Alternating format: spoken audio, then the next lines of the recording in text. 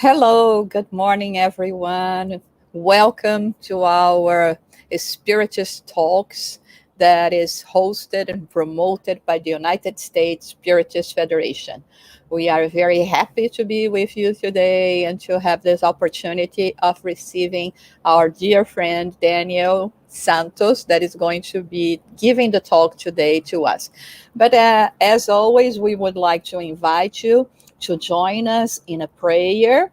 And we ask you to unite your thoughts, your hearts with us so that we can begin with our prayer.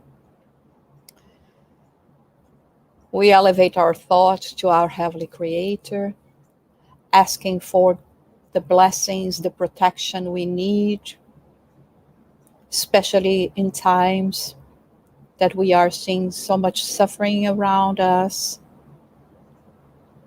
asking for the good spirits to be with us, to guide us, and more in particular, Daniel, that is going to be giving the talk to us today.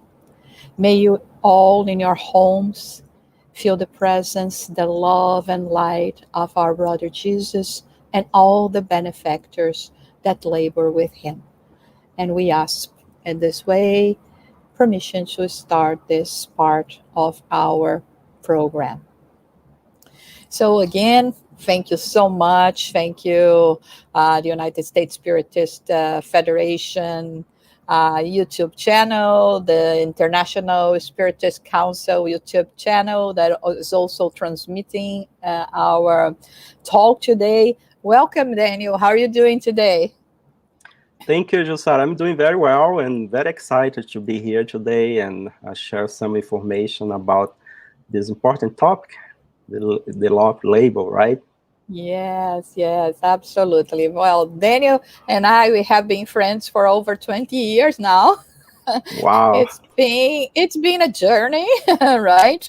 A good And one, right?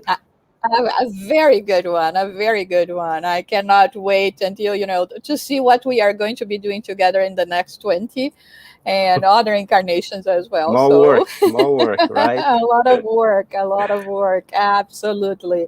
And so we greet you and everyone that is joining us now or that is going to be listening to us later. Let me first introduce Daniel. Daniel Santos is a co-founder and currently the president of the Spiritist Society of Baltimore, Maryland, the United States. He's also part of the board of directors of the United States Spiritist Federation, and professionally he works at the U.S. Food and Drug Administration, FDA, as an interdisciplinary scientist. So, welcome, Daniel, and may you be blessed and inspired in guiding us in the necessity of labor. Necessity of labor. Thank you, Jussara. Thank you, the United States Federation, for the invitation. Especially this weekend, that we will celebrate here in the U.S., at least in the U.S., the Labor Day. It's a very important time for this country regards to holidays. And so when I was invited to share some of my studies here, the first thing that came to my mind was what we're going to talk about, right? And I think it's very appropriate to bring what Spiritism has already taught us that we learn from the codification, especially from the Spirit's book about label. And that's why the title of our reflection today is The Necessity of Label. So in order for us to um, um, discuss a little bit about, okay, is label something that is just imposed to humanity, or it is something that we can find everywhere in the universe, even in nature? So we will take advantage of the teachings of the Spirit, the Noble Spirit. And in the Spirit's book, part 3 of the Spirit's book, the title that is entitled The Moral Laws. And the law of labels is one of them. But before we bring some of those questions that Kardec has already addressed almost 165 years ago to the superior spirit, we like to start by bringing this idea of holidays, right?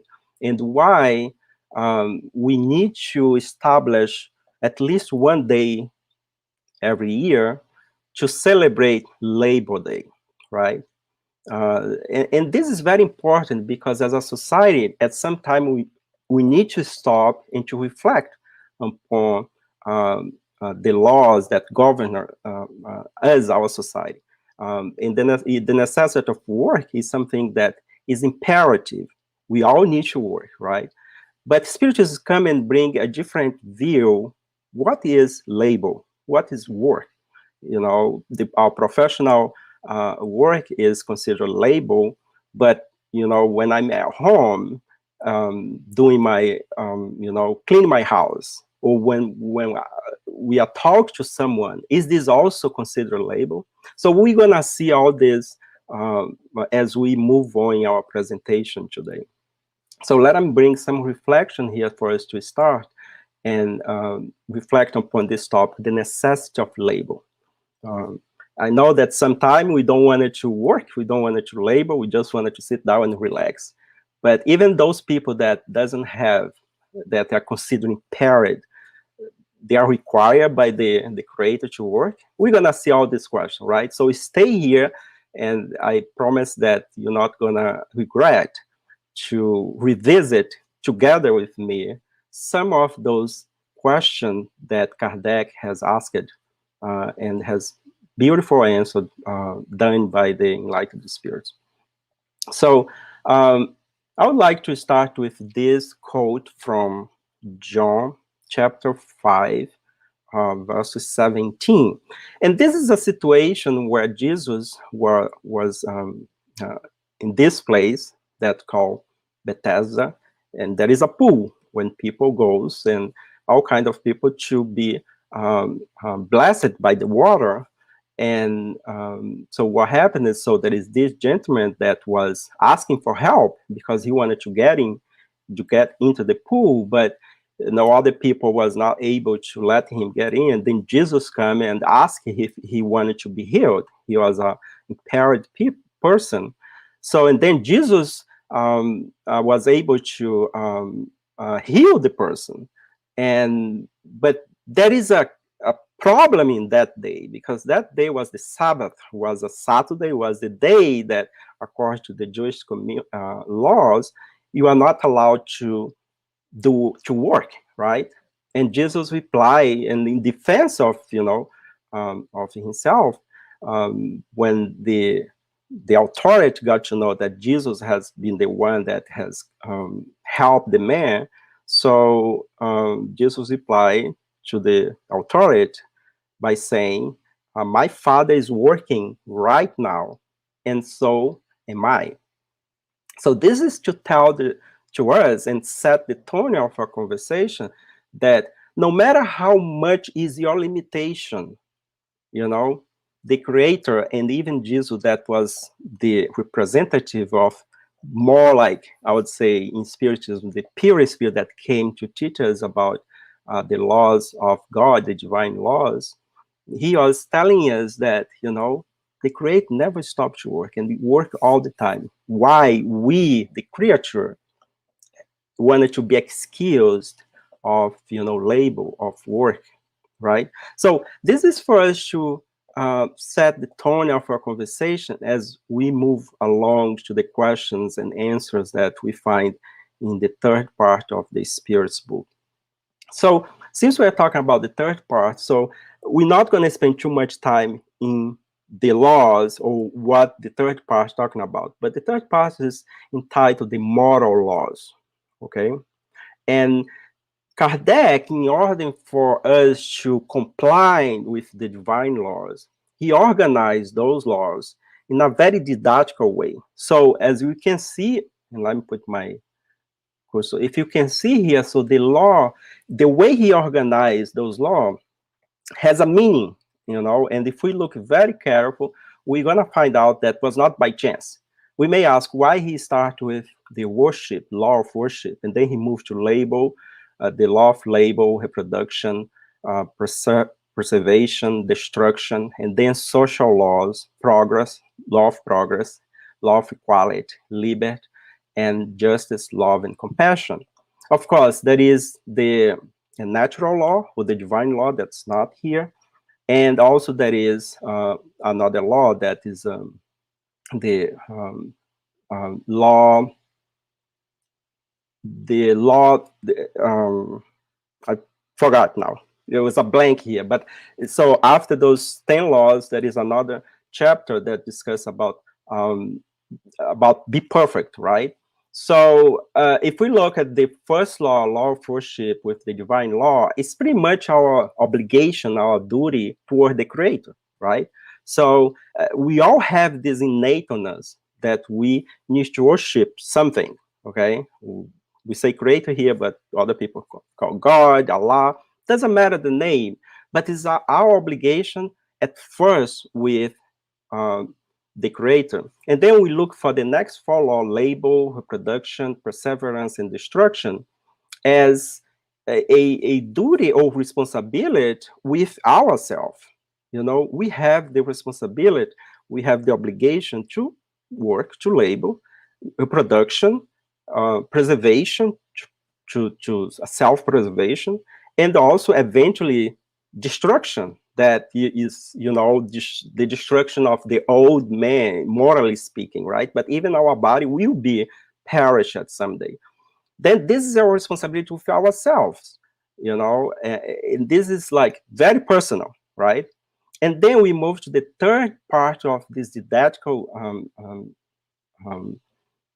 representation of the laws, that is social law, the social law, the law society, the law of progress, equality, liberty, justice, love, and compassion. So those four laws, five laws, they are the laws that we are responsible, or we have the duties toward others, right? So basically, it's our charitable work that we need to do it. So we live in a society, so we need to comply, we need to help. Also, we need to strive to progress, right? And to respect one another. And also respect, you know, has the freedom to our freedom, but also granted freedom to others. And finally, justice, love, and compassion, that kind of summarize, you know, this the way that Kardec put didactically divide those laws. But today, why he did that? He did that because at the end, what we all need is happiness, right? Is the ultimate love, is to achieve that unconditional love that Jesus brought to us. But we cannot achieve that that level if we don't comply with this law. And I think the way Kardec organized the third part of the Spirit's book was very, I would say, clever, was very didactic, very well done, because that give to us a guideline how we need to navigate in this life that we are incarnate, but also among others that surround us, in other words, the society, right? So, because at the end of the day, once we comply with all these laws, we achieved what Jesus brought to us, that is love, the unconditional love. But before we get in that level, we need to make sure we are in compliance, we understand, we really put in practice what those laws means to us. Everybody, there is no one that is excluded from these laws. We are all embedded in this environment that we need to comply with this law, you know, in a different level, right? So, and then one of the things that in question 621, and sorry, it's cut it over there. So there is the question, why the law of God written? So Kardec asked the question, okay, so we have all these beautiful laws over there, but where we can find that? And the answer is simple: in the conscience. But you may ask, Daniel, but How come? I see people over there when I look at watching TV, I see that there are some people that this law was missed. Was, God forgot to put those law in their mind, in their conscience, right? No, we all have. There is no exception in divine law, the divine laws. So what sometimes happen is that some people, they they don't want to exercise, because now we have the free will. As we become spirit, we have the free will, and the law of freedom, right? And so each one of us is responsible, and is in the same time, it is entitled to do whatever we want, but there is consequence, right? So when we talk about in the conscience, it's like the law was there as a seed, right? We need to cultivate, we need to put in practice. It's not put as set as in stone, right? So nobody's perfect. We live in a planet of trial and expiation, which means that um, um, like, I would say evil, but unhealth action still prevail compared to health ones, right? So we still have a tremendous amount of suffering that is not imposed by God, but it is product of this free will that we bring in the level as we are, as a spirit, incarnated spirit. So let's go to the questions. That is very important. This part of law of label, Kardec has pretty much 11 questions. We're going to bring some of them here. But all of the questions is important, because really, I believe he covers almost everything that right now in the level that we are, it is important for us, right? And so one of the questions, that's question 674, he asked, is the necessity of label a law of nature? So let us read the question. I'll give a little moment for you to read the question, because it's very important to extract what Kardec wants really ask the enlightened spirit between the line. Is the necessity of label a law of nature? In another word, in a plain language, he's asking like this. So in nature, so everybody needs to work, right? In the universe.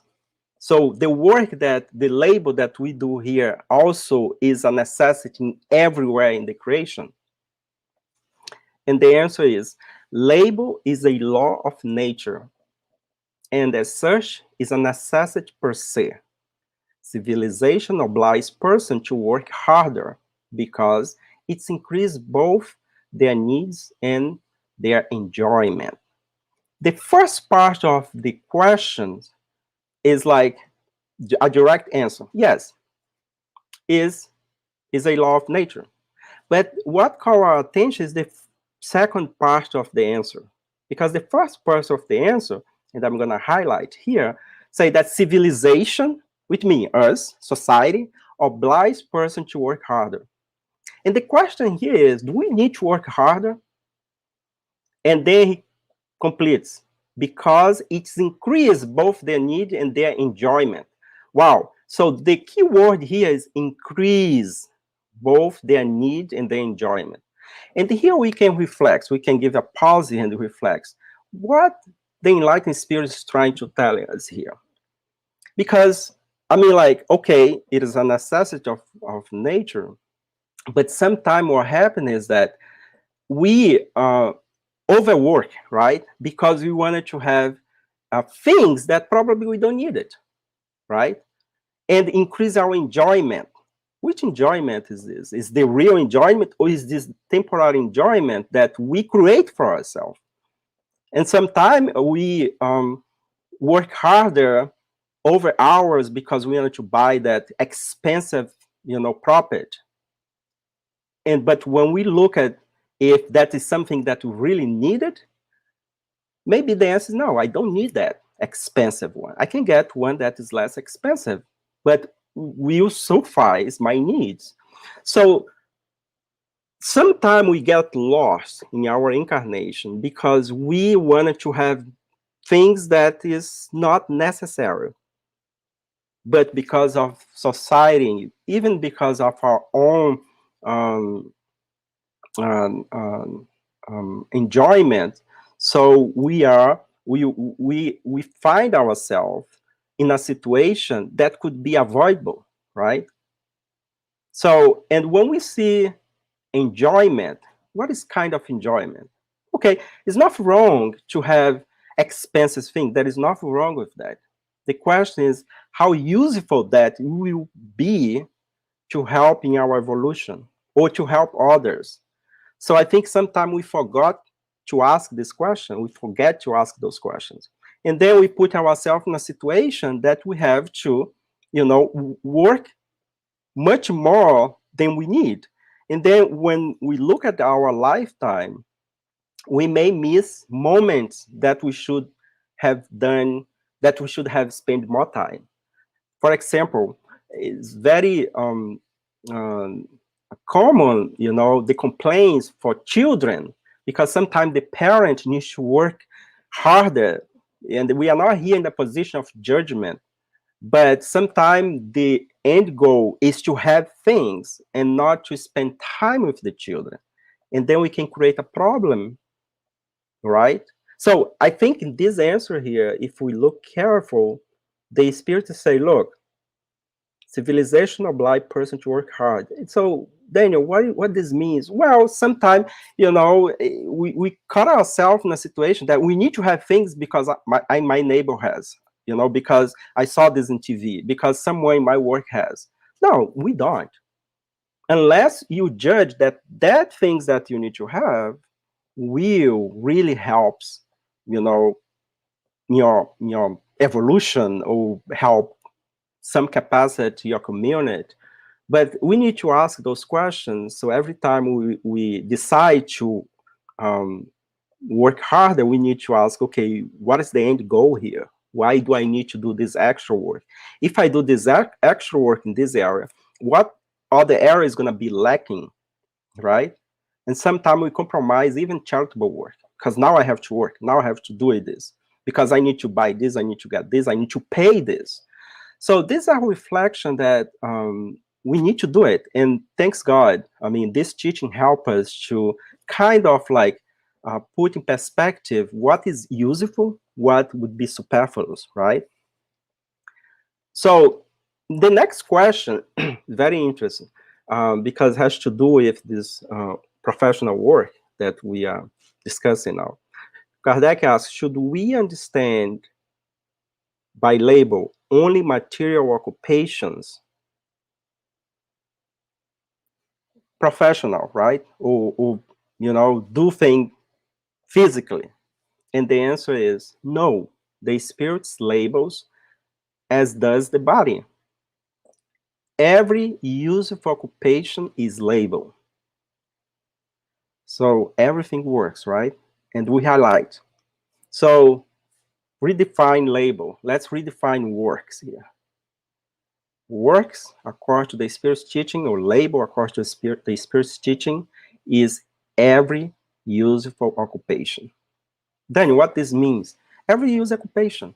If you are cleaning your house, because by cleaning your house, you are create a better environment that will avoid you to have disease, or get hurt by, things in the middle of the house. So you need to put things in their own places. So it's a useful occupation. If someone calls you and you really spend some time listening to the person, even if you are not saying anything, it is a useful occupation. It is work. Well, also doing well our professional work, doing well our professional work would be a useful occupation, because sometimes we have our professional work, but we are not even we are not doing what the definition is saying here, because we are not doing the work well. So it's not useful. The product of that work is not useful. So by definition, according to this teaching, it's not label, right? It's something else, right? If I'm like gossiping or talk bad about someone is not useful occupation, right? So you are just waste time. You are wasting time in your reincarnation, right? So it's very interesting for us to put this in perspective that even people that doesn't have a professional job right now, they can be useful, they can be working, right? So this is a different way to see that everywhere, the driveway, in the highway, if you are driving, in the supermarket, if you are talking to your neighbor, if you are even watching news, it is very important because the answer here is that the spirits labels, okay? Let's pretend that, okay, I'm not doing any physical work right now. I'm just watching news. So that moment that we are in front of a TV or reading a newspaper or read a magazine, is very important to do that in a way that would be considered a useful occupation. Then by definition would be a label, right? So the way we emit our thoughts to our neighbor, to other people, can be helpful or can be not helpful, right? And this will impact in our evolution as a spirit. So it's very important for us to have this in mind. And I think this is the beauty of this teaching is that invite us to redress, to redefine really what our actions, right? To redefine our actions. So, and be this useful instrument that will help humanity. There is a question, I think is in the second part of the Spirit's book, when talk about reincarnation. And the question is about what's the objective, what's the aim of reincarnation? And the answer that the spirits give is that reincarnation has pretty much three main objectives, right? First, redress previous mistake. Second, helps help to improve ourselves, like we learn to become a better person. And third, to improve society, to help in the creation. So we have pretty much this responsibility to help in the creation, okay? Whatever we do here, even in the area of thoughts, will affect the environment of our planet. What's happening right now in Afghanistan is not my business. It is our business. Why? Because it's our house, it's our planet. So what should I do? I'm not in the position of make decision, but I can help by praying, by emit good vibration to everyone. Because at the end of the day, this is our house, and humanity is our family, right? We are not going here to the different culture or to different behavior of people, but at the end of the day, it's my responsibility toward the creation. So if each one of us stop and do what we are entitled to do, it, that is use our thought to affect in the environment, the psychosphere of our planet, um, knowing that there are people in different levels of evolution, definitely will be doing this useful occupation that we call label, right? So now, one of the questions that you may ask, okay, so what about the animal kingdom? What about the animals? My dog, my cat, why they don't need to work? Do they need to work? Do they need to label? And Kardec addressed this question as well, question 677. So he said, everything in nature's labels, animal label as we do. So no one, no creature, no organic life in this planet is excluded of label. Watch the the Discovery Channel, one of those documentary that we have on TV, History Channel, about the animal kingdom, right? It is not a fun kingdom. All those species, they need to label harder in order to survive, right? But there is a difference. There is a difference what labels, what it is labeled in nature, what is labeled uh, in the humankind level. So the question is, what's the objective, of this label in the animal kingdom and in the human kingdom? So one of the things that they answer, the nice spirits, that in the animal kingdom, the work is limited to their self-preservation. But it's work in that level, right? So, but that work does not lead to progress among that species. The progress in this sense that they will get more organized, they will like create environment that will be more protected. No, the pretty much the work they do is ruled by this sense of self-preservation, and is connected to the instinct level of that species. So if you think about all organic life in nature that's not human life, from the germ, from the insect, from the lions, from all fishes in the ocean. I mean, they are not spared to do what they need to do to survive, right? And this is considered work in nature. So whereas in the humans being level, preservation, so the objective of this work is to preserve our physical body and to develop our thought. Here is something that is important for us to reflect, is that once we have a physical body, we need to have a maintenance of this physical body. We need to feed the body, we need to take care of the body, but also we have our mind that now is the intelligent part of the creation. So to develop the thought, to develop our intellect, is part of label as well, right?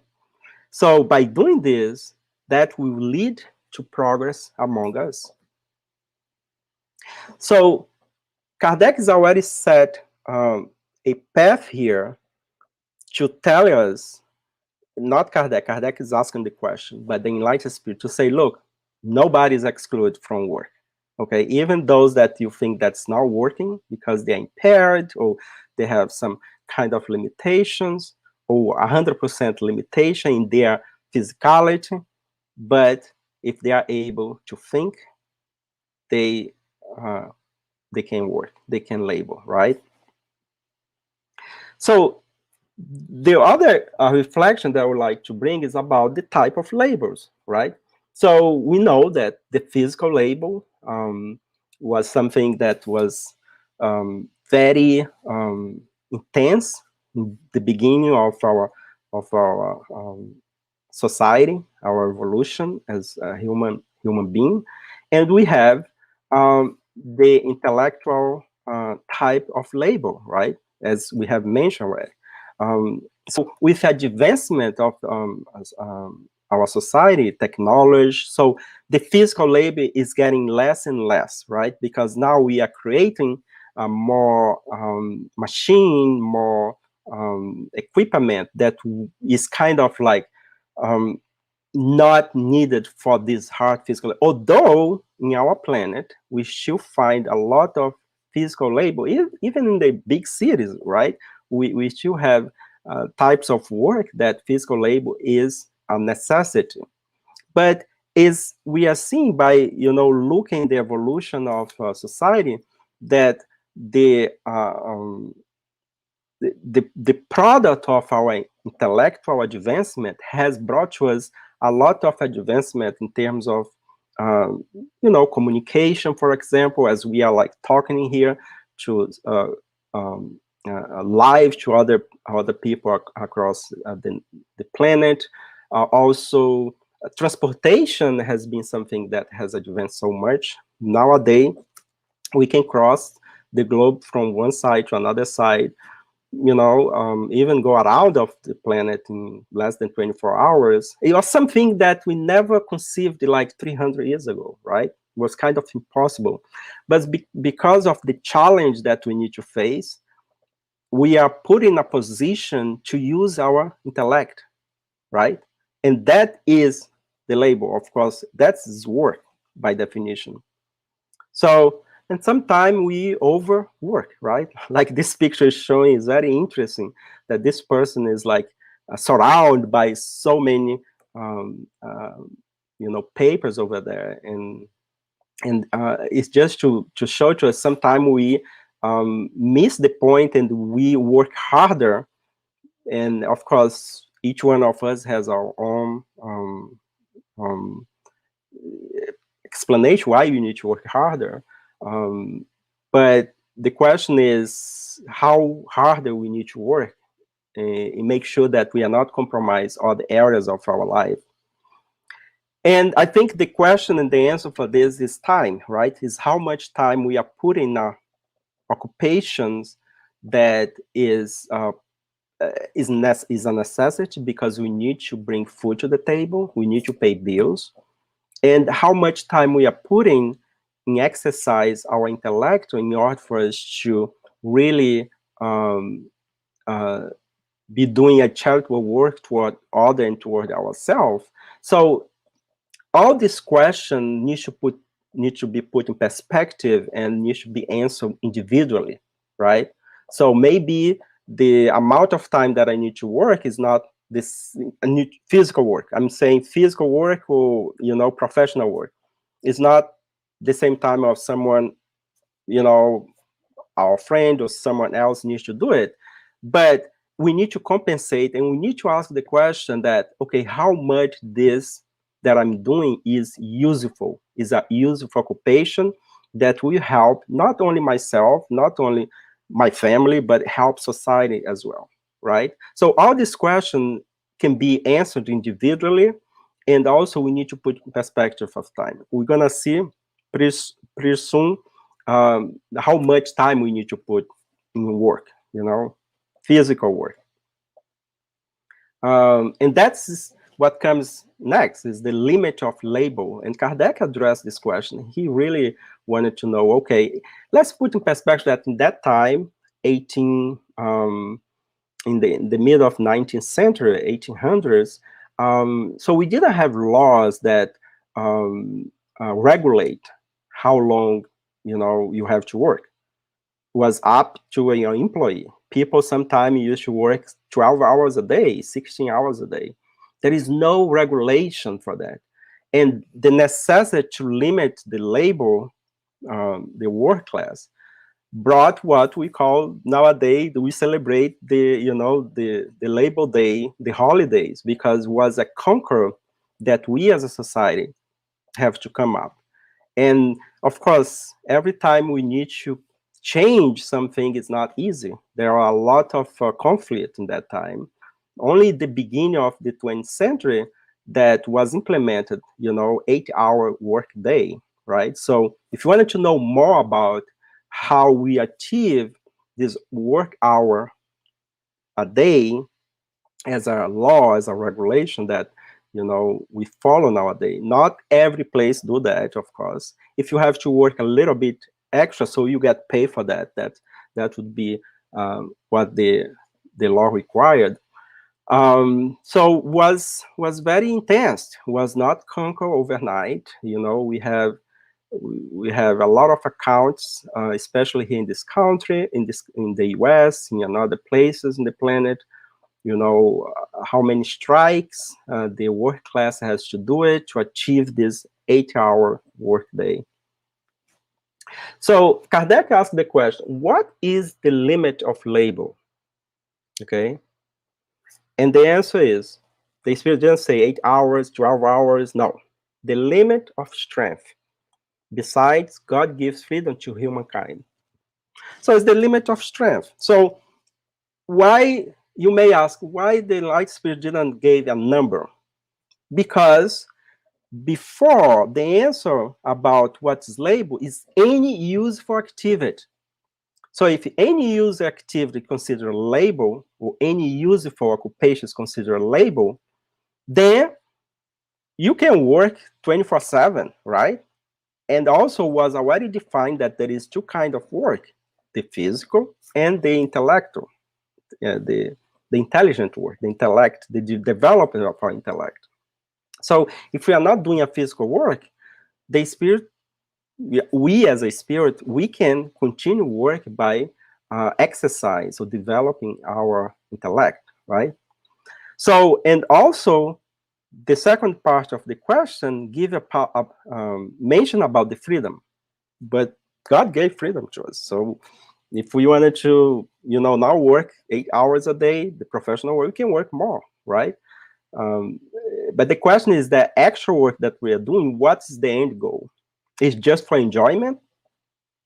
Because many people is doing that. I wanted to do extra work because I wanted to have more material thing. And I'm lacking time or relationship with my family. So at the end of the day, it's just enjoyment. There is no evolution in the sense of the evolution of the spirit. We kind of get caught up in a loop that I work hard, I get and enjoy and go back, work hard. And so this is the kind of reflection that is very important for us to do, because many of our problems nowadays, especially related to finances, is that we wanted to have enjoyment and we don't measure, how much is the income, how much is the expensive, and then we end up um, um, ourselves in a very difficult situation, financially speaking. Of course, this is just one area of the work, the label, right, that we are discussing here. But also in question 682, the answer of that question, Kardec, the spirit, the superior spirits mentioned that rest, to rest our body, restore strength of the body. And it is necessary in order to give a little more freedom to the mind, enabling it to raise itself above matter. So once our body is at rest, our mind can continue work, right? So during the night, when you go to sleep, our body continues work, and our mind, can go to places, right? And even if we are like just sit down and relax, not doing nothing physically speaking, doesn't mean that you cannot work, you cannot label. So in fact, when the rest enable us to, develop our thought.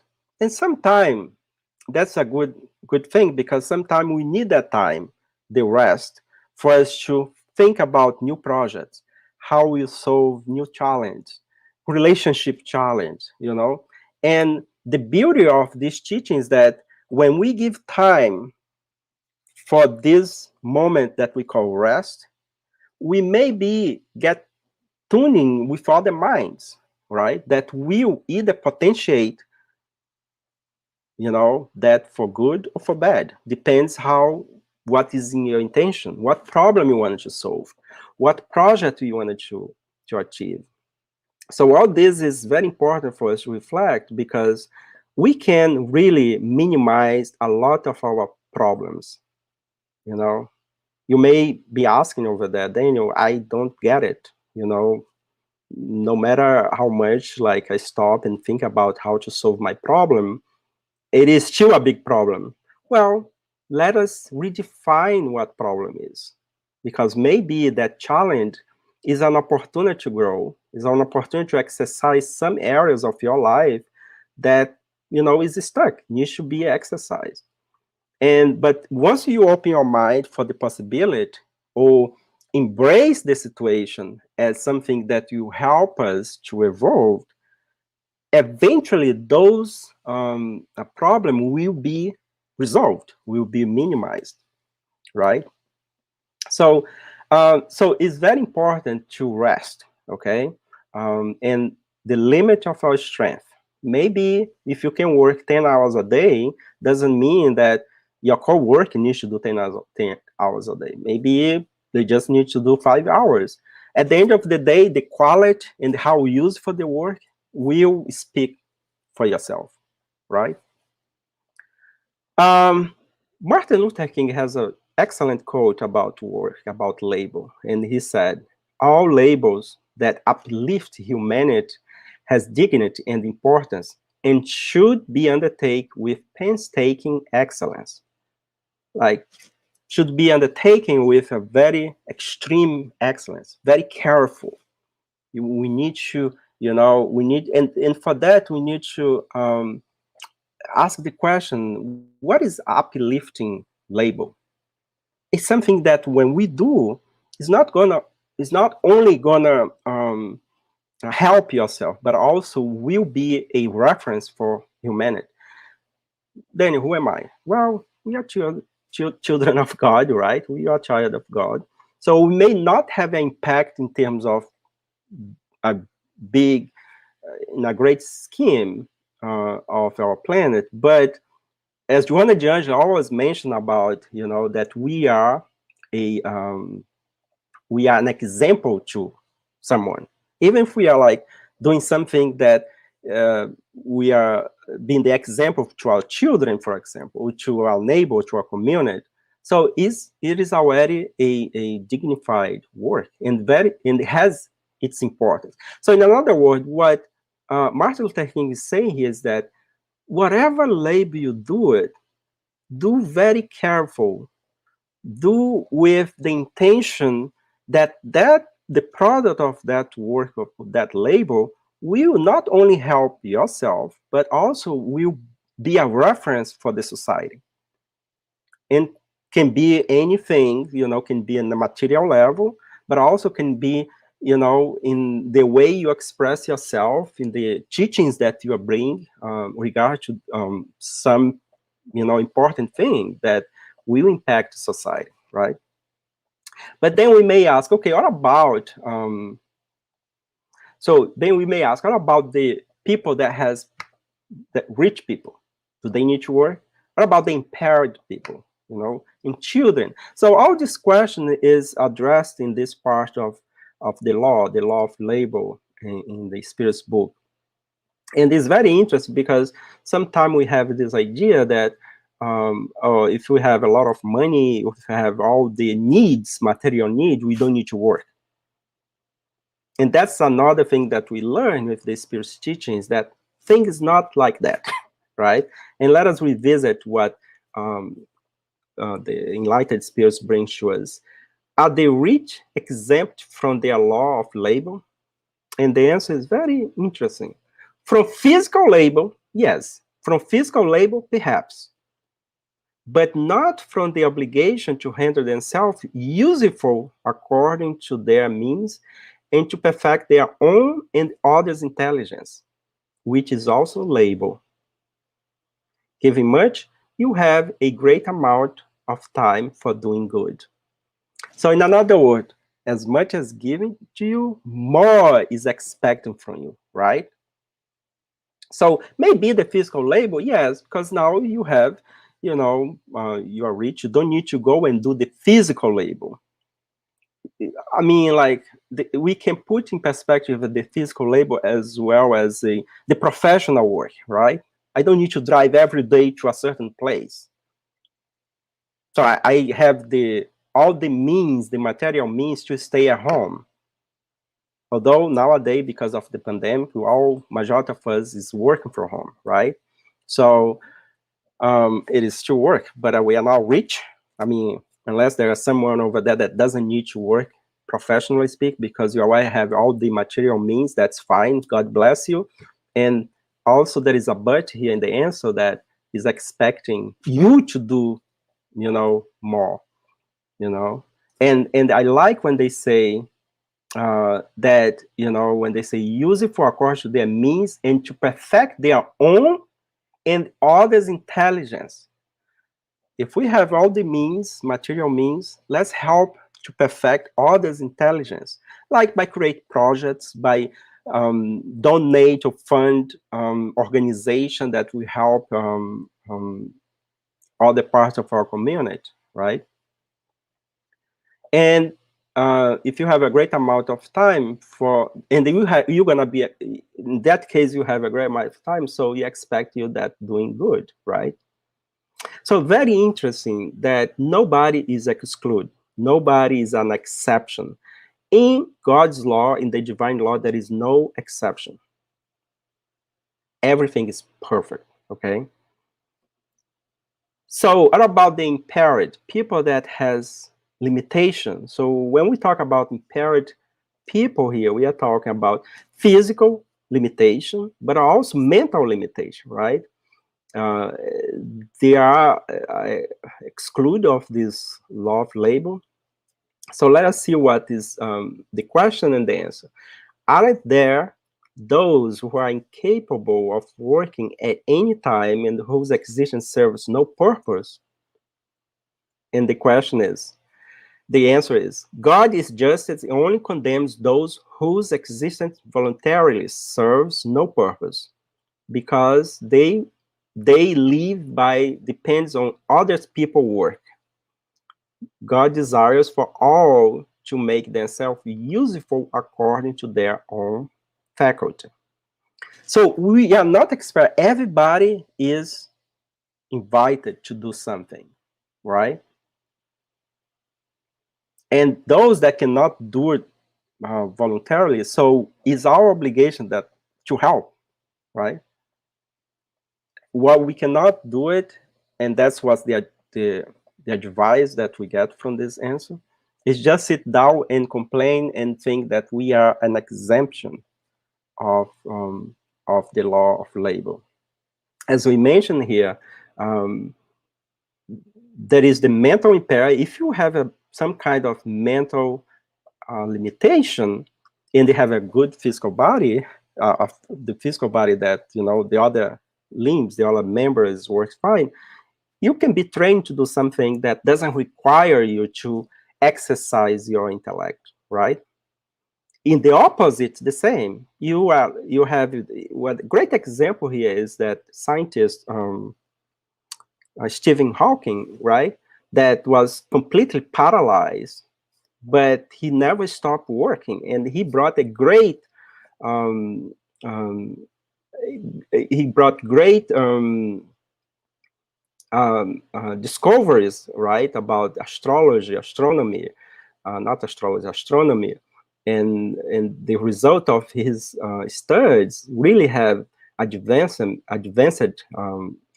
terms of technology, right, in terms of equipment, and they understand about the universe, the cosmos. So that's an example of someone that was completely paralyzed, but you know his mind was work perfectly. So we, each one of us, we can contribute at some capacity. So right now we are at the end of the Paralympic Games, right, in Tokyo. So, and we are watching some of those competitions, and it's amazing, right? It's amazing because we see some athletes that really has a visible physical limitation, and they compete as, you know, if I have to compete with them, I'll definitely lose, right? Because, you know, and the question is why they develop that skill. Practice, repetition, repetition. In nature, we learn by repetition, repetition. So if we have some kind of limitation, don't sit down and complain. You know, try to do something and keep repeating that until one day you're gonna master that in a way that you know, the label of impaired is very relative here, right? Because someone that we see with limitation, they can exceed in another area, and vice versa, right? And sometimes we are impaired morally speaking, right? We have the mind and we have the physical body that is in perfect condition, but morally we are disaster. We are impaired, right? Uh, how about children? And this question is more related to the relationship between children and parents. Does the law of nature impose upon children the obligation to work for their parents? And I think this question, let's put in perspective, this question was put in that time, 165 years ago. where children was, required to work very early age. Nowadays, with advancement of our society and the protection to protect children to work until they have a certain age, 18, depends of the regulation of each place. Doesn't mean that children cannot work. They can do their tour at home. They can do, based on the definition of label, they can do those kind of work. I think the question here is more related to the professional work, right? To the label, to the physical label work that Kardec was comparing with the adult, right? And the answer is certainly, as parents must also work for their children. That is the reason why God has made filial love and parental love a natural sentiment, in order that by such reciprocal affection, the members of the same family may be led to mutually help each other. This is frequently not recognized in your present society. And this was asked 165 years ago, a little bit more. So yes, the parent has the obligation to work to provide means of education and preservation of the children, but later the children also has the duty and the obligation to help their parent. It seems like second nature, right? But as the answer said, this is frequently not recognized in your present society. So there is different cases here, right? There is situation like that after the children build their own family, they kind of neglect to forget their parent. And we are not going here to the um, true reason of that question, because each one of us, we have the family that we are supposed to have, right, in order for us to evolve. But ideally is that we should help them, because at some point in their life they help us when we are children. And so this is the perspective of what spiritism brings to us in relation to children parent. And also we should not forget that honor your father and your mother, your parent, is one of the 10 Commandments, right? So it's very important for us to have this in our mind, no matter how much suffering some parent has imposed to their children. At the end of the day, they gave you life. So to find that kind of like reflection is very important for us, to free ourselves from commit something that uh, later will be checked by the divine law, that because we didn't honor father and mother, because they didn't treat you as well. So there is a long discussion in this area. We don't have time to that, but I just wanted to put out there that we have a personal obligation to help those that also has helped us, right? So about retirement, and we are almost the end of our presentation here. Kardec asked the question, do humans have the right to retire in old age? And the question, yes, they are limited by their strength. So now when we talk about retirement here, we are talking about the material work, the professional work, right? So, and we know that in our society, we put money aside, we save for retirement. And we are under this, okay, so yes, it's gonna reach a time, 30 years, 40 years, doesn't matter. You define how long, how many years you're gonna work before you move on to the retirement. So, but here is the thing. The answer said they are limited in their strength. So the strength here is more related to the physicality, right? The age of the body, the physical body. The answer doesn't mention about our intellect, right? Because our intellect never age, right? The machinery will age, because if we are, under the laws, the physical law, the organic life, yes, will perish sooner or later. And then Kardec have a follow-up question. But what will aging people do? And then he specified those who must earn a living but cannot.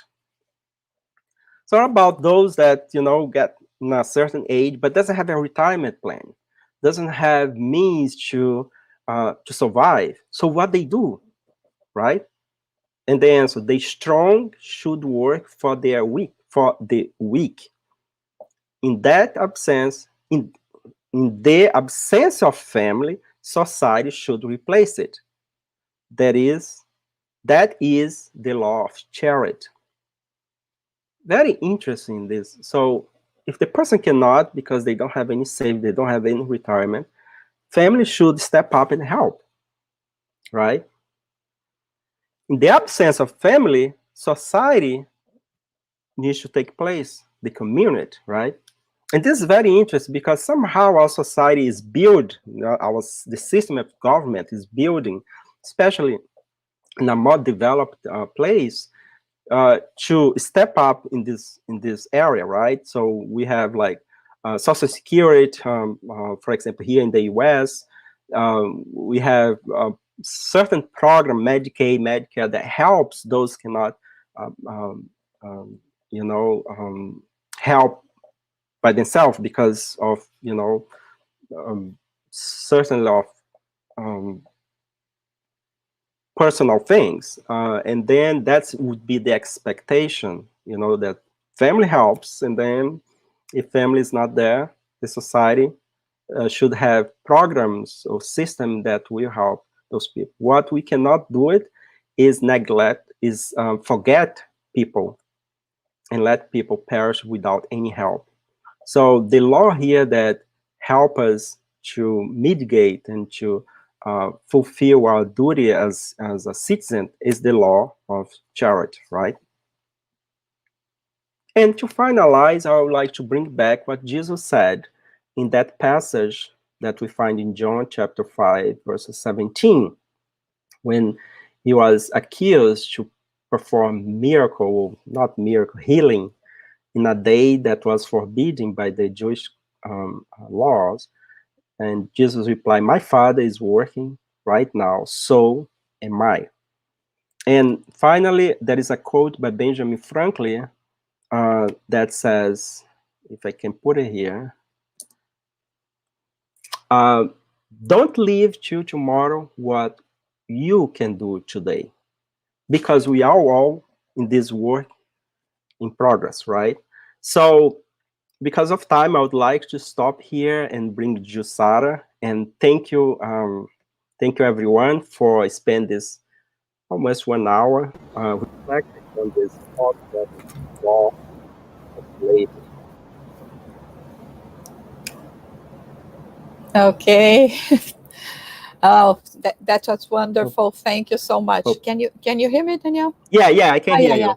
Okay, because for a moment we lost your sound. Yes, okay. That is so important and so special for us to have this topic today. Like you said, celebrating this weekend, Labor Day. So it's important for us to talk about it, to understand the importance of work and how spiritists actually um, are capable of understanding the value of putting themselves into useful activities.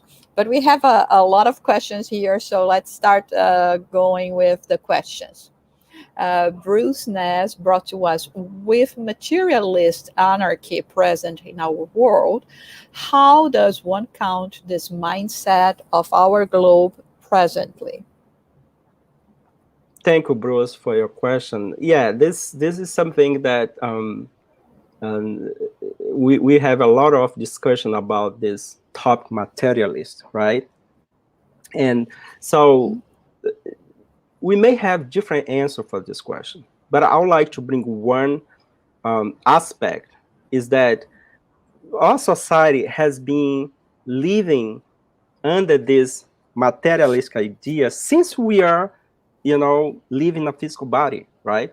So this phase that our society is going to go through, Um, what counts here is how much time we devote to materialistic ideas.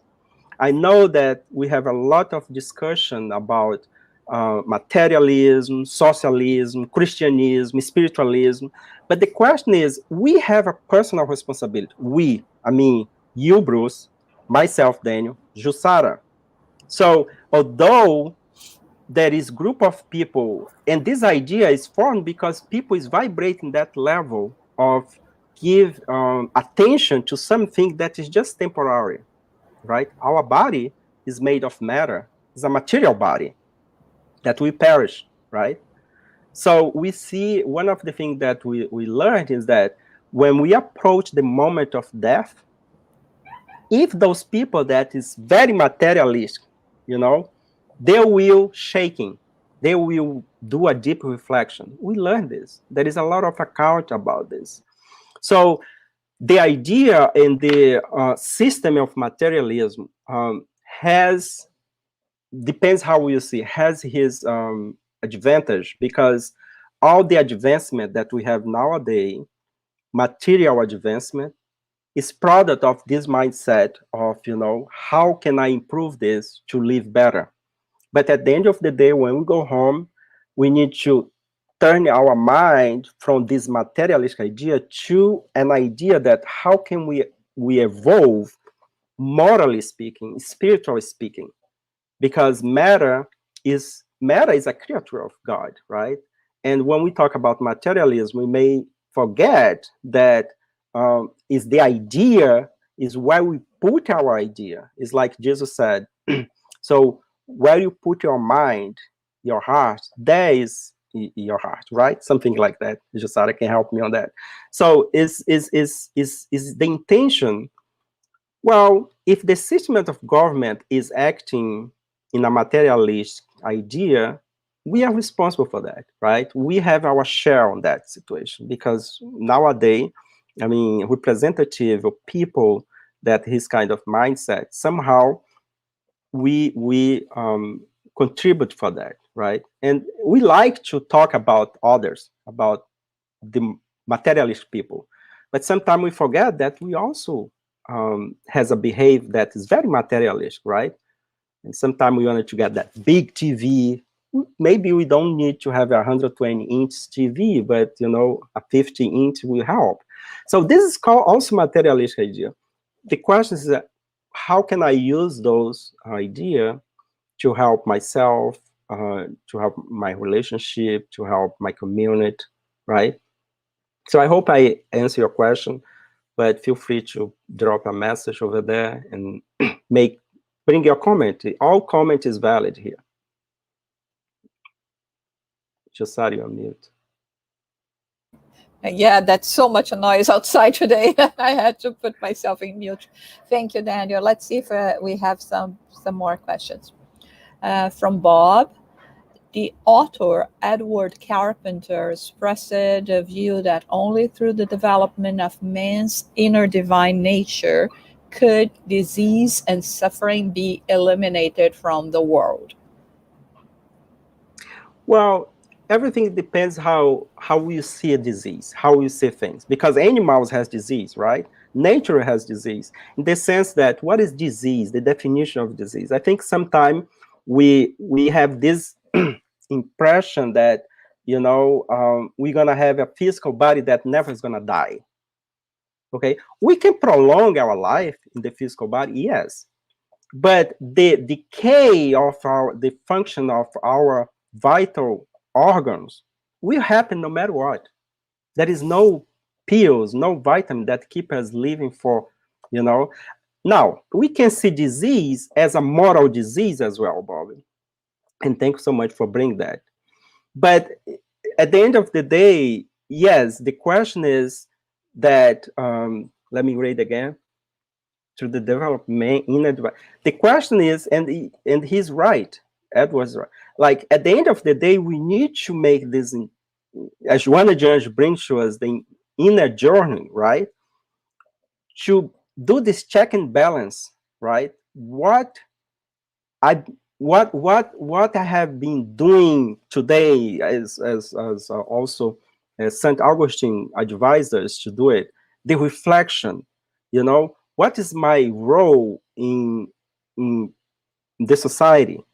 So what can I do to become a better person? So all these questions, the golden rules, all these questions is the key for us in a long term, right?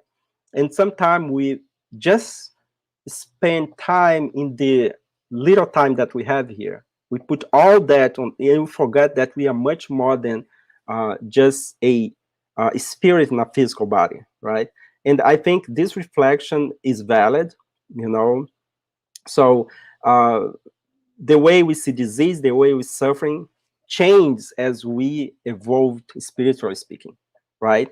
So we call nowadays problem, disease, suffering, but if we have 5 minutes, if we be able to have 5 minutes to have an interview with the creator, and for example, I'll put myself here, Daniel, okay, you're gonna have 5 minutes to interview God. So I'm gonna play God now. So it's possible that God is gonna turn to me and say, "Hey, the universe is perfect. Everything works very well. Well, we have some planets, some constellation that they're still in the infants, they're still rebellious, but in the great scheme, in the great picture, everything is under control, right? So for the creator, everything is educational, is happen for us to one day become, close and too close to that creation, that creator.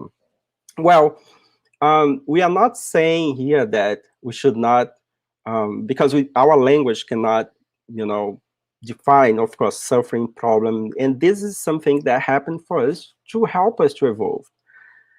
Daniel, is not fun, is not enjoyable. Yes, sometimes it's not enjoyable. Depends how we see that situation. An experience can be enjoyable or not. Depends how we face the situation, right? So can be, my answer is more philosophical than straight to the point, but sometimes we need to have this approach, the philosophical approach. So in order for us to really not lose the tracking of our evolution.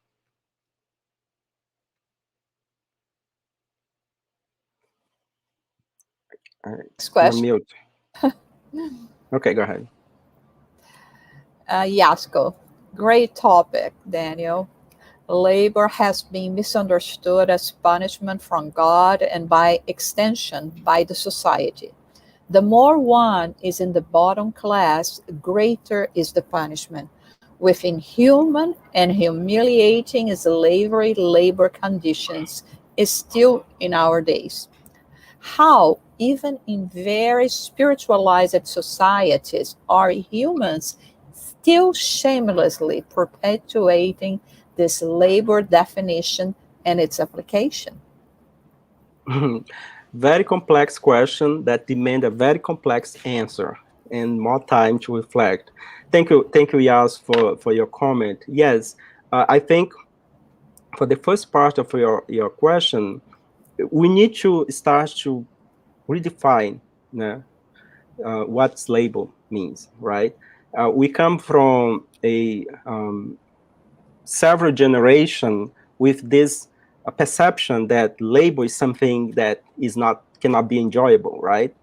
And it's something that is kind of imposed in a very punishable way, and that needs to change. We need to change the way we see label, because that's not it's not going to help us in any capacity in our evolution, right?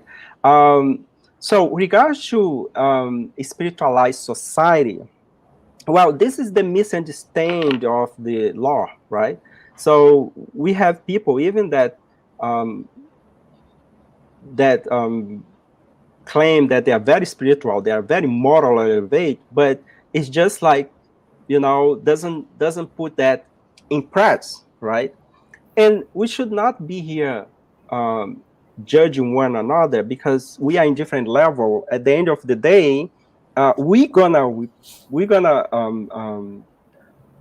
gonna pay. we're going to face the divine law sooner or later, right?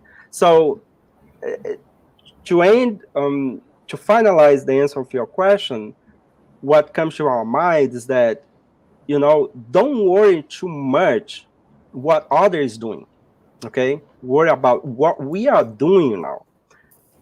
Doesn't mean that we're not going to reflect, we're not going to put our idea out there. But even if we have to do this, let's try to do it in a charitable way, right? Trying to understand the level that others are, because we are not in a higher superior level anyway. We are still like learning.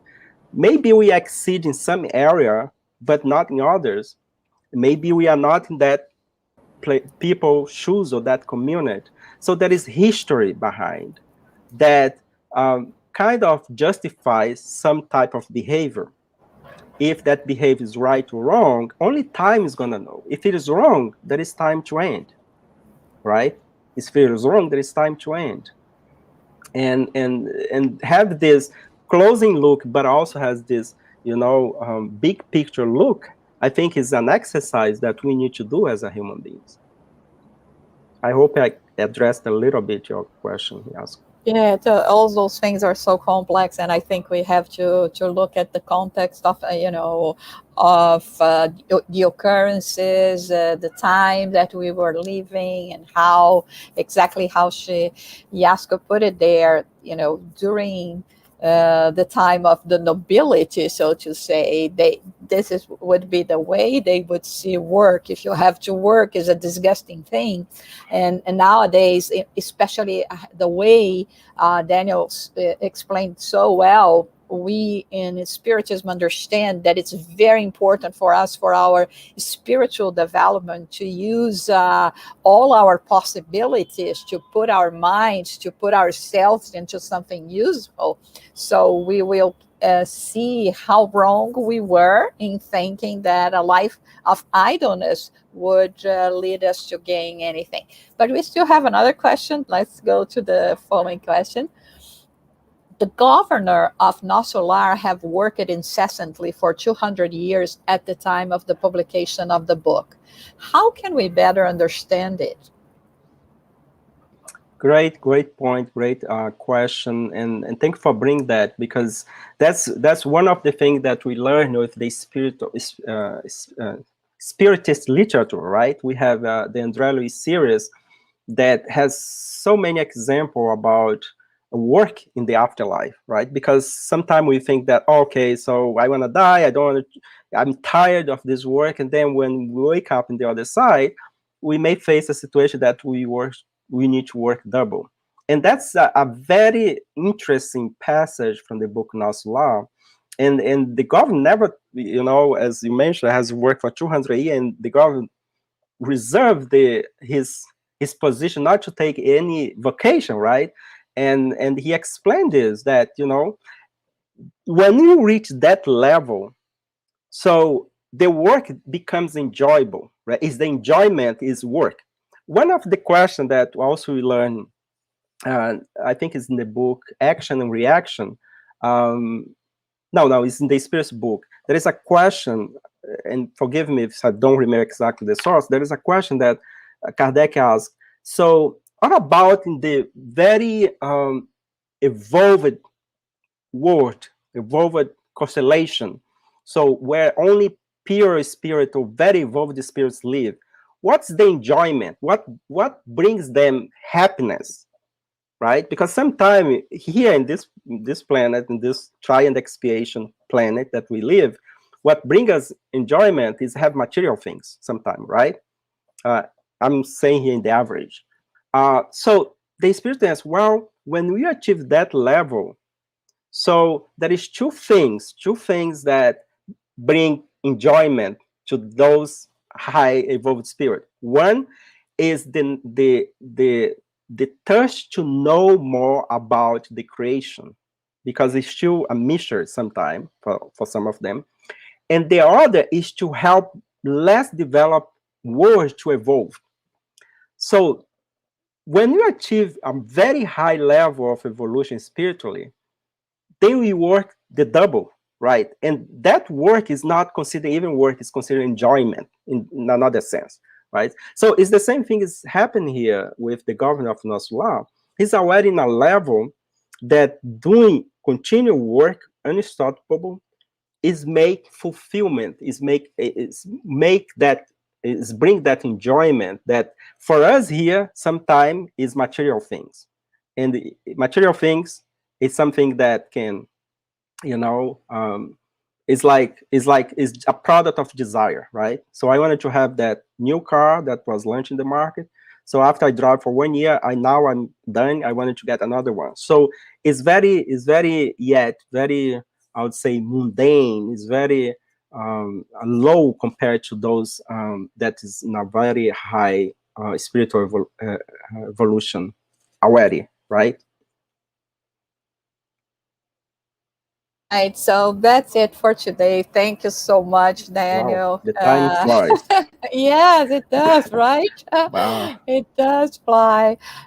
So, if you have any words that you would like to say before we go to the closing. I just would like to thank first the initiative of the Federation to allow us to share this teaching, the beautiful teaching of Spiritism, and also to remind that no matter what is happening in your life, um, just think that, it's just temporary, right? Keep your mind open for new possibilities.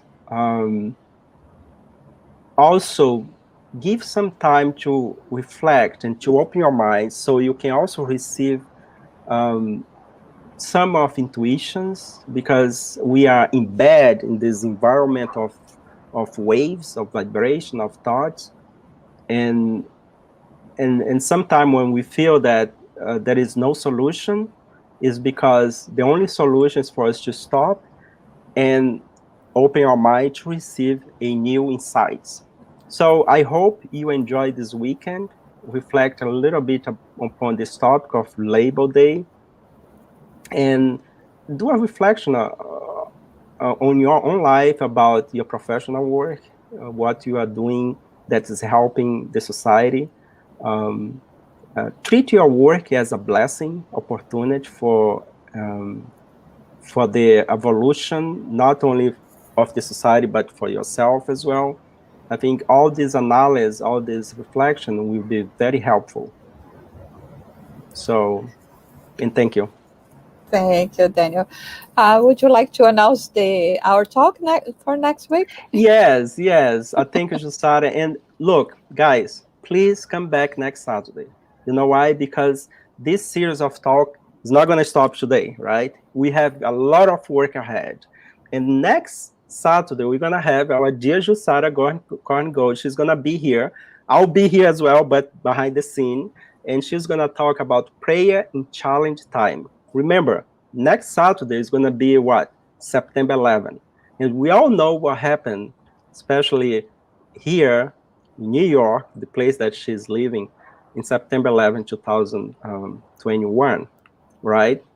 2001, right? And so I think it's a moment for us to stop and to reflect upon that time, but also to pray, right, Josara? And I'll be here, like, waiting to see what, new insights you're going to bring to us. So please tune in next Saturday, so as we continue with this series of talk.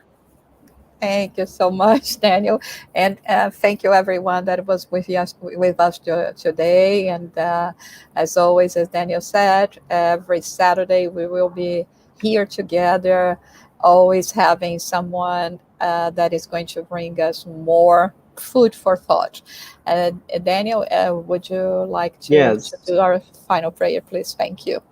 Thank you, Josara. Thank you, everyone. Let us take this moment and raise our thoughts to our Creator, our spirits mentors, those that has overseen our lives, to continue protecting us, but also help us to bring the necessary help to those that doesn't know yet how to pray, is not yet connected with those teachings that we have reflected today, let us exercise the best of us and send this moment of vibration to everyone in this planet, to those that has helped this nation, the ones that has worked harder to build a better society for us. Let us pray for those that has be a great influence in our lives, our teachers, our parents, friends, our community, spiritual community as well. And may we all have a blessed weekend. Reflect upon this message that we discussed today that is embedded in the law of labor. And so be it.